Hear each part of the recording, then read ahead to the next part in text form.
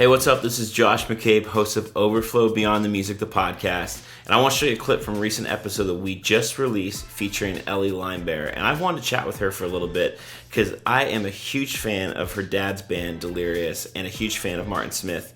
And she has come into her own as an artist and found her own songs, her own identity, and her own sound.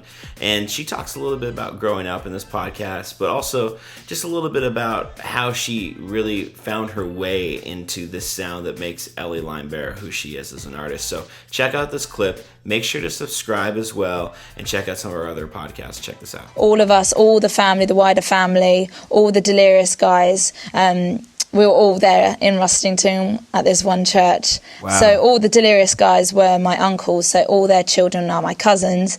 So the whole family pretty much was at this church. And then we moved from Rustington possibly 10 years ago to Brighton. It's a big old move. I'm not sure if this is too personal, but my favorite Delirious album that actually just completely wrecked and shaped my life came out in 1996 or 7. Wow. Called, I think it's Live and in the Can. It came out in like 6 or Wow. 7. So what was Ellie doing when that album came out? Gosh.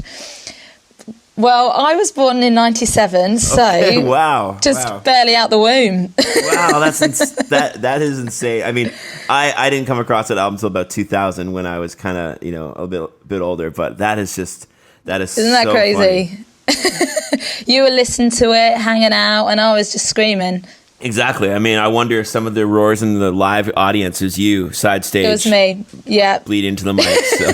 Have you had the chance to do any sort of lengthy tours yet as Elle Limebear, or because I know you have one coming up this fall? Yes, I've got a tour coming up with I'm They this September, which I'm super pumped about. Yeah, you'll have a great time.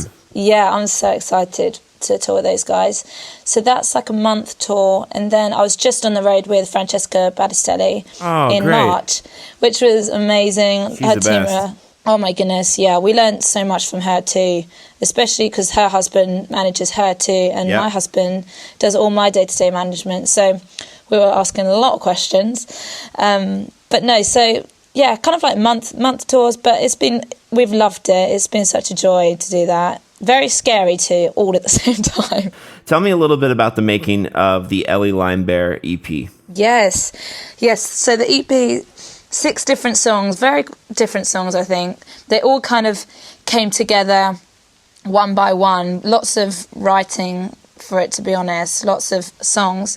But it's probably over a year and a half of back and forth to Nashville and bringing over ideas, working with loads of different people.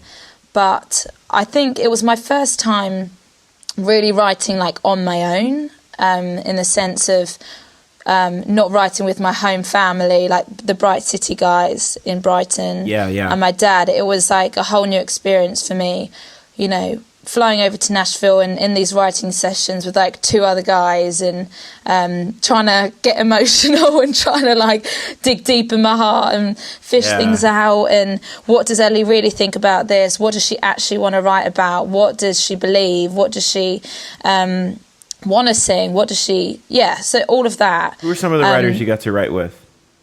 Oh my goodness, so many amazing writers. I got to write with Ethan Hulse, Jonathan Smith, Jason Ingram, my Bright City fan back at home, Jordan Malowski, Tommy Prophet.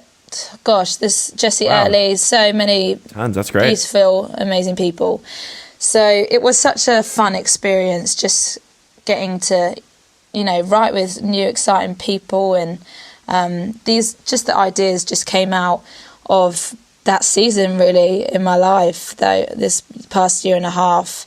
Like the Call on Your Name song, it's all about my fear of the dark. Still, I have this fear of 22-year-old married woman and still has the fear of the dark of the night, and that song is all about that and calling on the name of Jesus in those times and those dark times for us all where we don't know what to do, we don't know what to turn to, and Jesus is the only one that can change things. So that song's about that. But then you've got Love Song and Fly, which are super fun and dancey, and that's totally my character. I love a good dance, so that incorporates that sort of side of my personality. Awesome. And Holding Me Still, that song's just really a nostalgic song of looking over my life, seeing the thread of God's love still speaking to me as a child, but he's still speaking to me now and calling my name and holding me still. And he's so that song's all about that. So yeah, and then Find Me Your Feet. It's a simple, honest truth about, how can we come to the feet of Jesus? How are we worthy of doing that? Don't know what song to sing to him. Don't know what to bring. So yeah, it's just a collection of songs, really. They're all quite different, I think. So listening through the whole EP, it's not like seamless. Yeah. Do you know what I mean? So every track's got a different producer. Every track's got different writers and elements. So it's quite an interesting listen.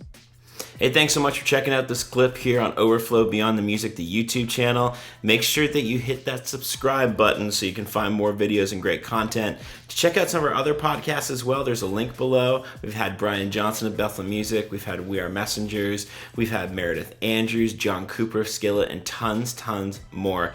Check out the podcast, subscribe to the podcast wherever you listen, and we'll see you again soon.